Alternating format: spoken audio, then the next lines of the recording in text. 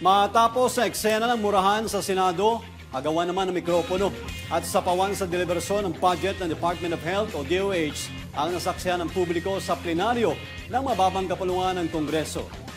Isinasaran ni Northern Samar Representative Raul Dasa ang pag-aproba sa 2025 proposed budget ng DOH nang biglang agawin ni Agri-Party List Representative Wilbert Lee ang mikropono para tutulan ng hakbang.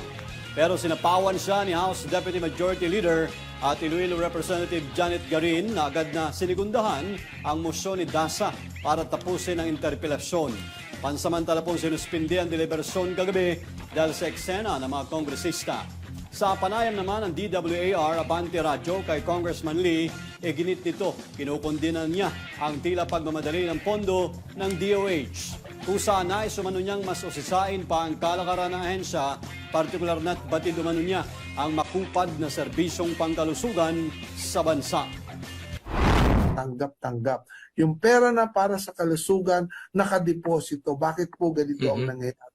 Kaya po ito ang gusto kong ayusin. Kaya dinifer ko po ito dahil nung budget briefing nung September 4, sinabi ko na sa kanila, kapag hindi nyo ako mabigyan ng isang komprehensibong plano, detalyado at may timeline kung kailan po mapapataas itong mga benepisyong ito, kailan natin po mababawasan yung out-of-pocket expenses gastusin ng ating mga kababayan pagdating sa pagkakasakit, ay i-defer ko ang inyong budget. Itupating po yung plenary deliberation, wala pong plano. Kaya dinifer ko at inupuan po namin ito, inupuan natin, tiningnan, pinag-usapan, magdamagan, at sinabi ko, mag-overtime tayong lahat dito. At nangyari nga po, no, nagawa po natin to. Tayo naman po ay laging for the benefit of the Filipino people.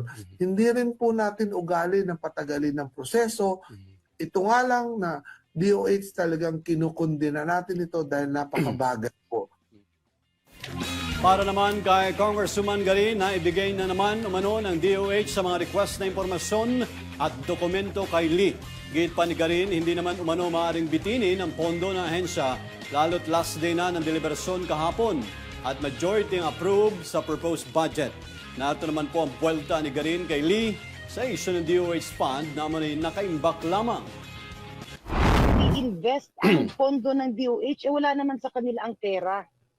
Kaya nga, ang nangyari, walang katapusang tanong dito, tanong doon, paikot-ikot, paikot-ikot. So, ano ang gagawin namin? Hindi naman pwede na maparalisa ang budget ng buong Pilipinas dahil lang palagi natin pagbibigyan ng isang tao na gustong tumakbo bilang senador. Naiintindihan namin. At actually ako, sabi ko nga, I'm very much willing to help campaign for him. Maski mga rallies, magpapatayo tayo para sa ating kagalang-galang na kongresista. Pero hindi naman pwedeng sa kanyang desire at sa kanyang advokasiyang tumakbo bilang senador, ay pagbibigyan na namin siya ng lahat ng oras kasi last day of session. Nakita, hindi lang naman kasi, wala na tapos na lahat ng ahensya. Kawawa naman yung mga doktor. Pabalik-balik na sila. May mga trabaho yan. Sa opisina nila, ilang araw na pabalik-balik. Buong araw andyan sila. Everyday ka-meeting niya, kausap niya, pinagbibigyan siya sa makakayanan. Yun ang problema kasi hindi naman pwedeng lahat ng gusto mo pagbigyan ka.